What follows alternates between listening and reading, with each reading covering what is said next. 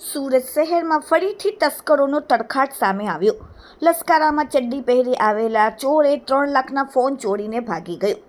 લસકારા diamond નગરમાં મોબાઈલની દુકાનને તસ્કરોએ નિશાન બનાવીને ₹2,90,000ના 27 મોબાઈલ ફોનની ચોરી કરીને નાસી ગયાનો બનાવ સામે આવ્યો છે।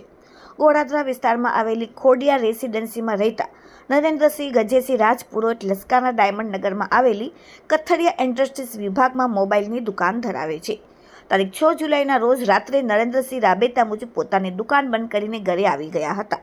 તે દરમિયાન રાત્રે 1 વાગ્યાના અરસામાં તસ્કરોએ તેમની દુકાનને નિશાન બનાવી કોઈ સાધન વડે દુકાનના શટરનો નકુચો તોડી નાખ્યું હતું અને દુકાનમાં પ્રવેશ કરીને અંદર ડિસ્પ્લેમાં મૂકેલ ₹2,90,000ની કિંમતના 27 હેવી એન્ડ્રોઈડ મોબાઈલ ફોનની ચોરી કરીને નાસી ગયો હતો।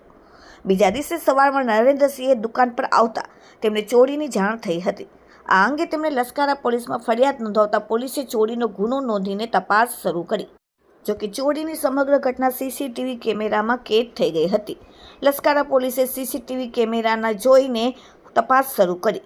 સીસીટીવીમાં જોઈ શકાય છે કે ચડ્ડી પહેરીને આવેલો ચોર હેવી એન્ડ્રોઈડ મોબાઈલ ફોન રાત્રે ચોરી કરીને ભાગી રહ્યો છે। મહાદેવ મોબાઈલને તસ્કરોએ નિશાન બનાવેલ હતા। Bureau report, daily India TV, Surat.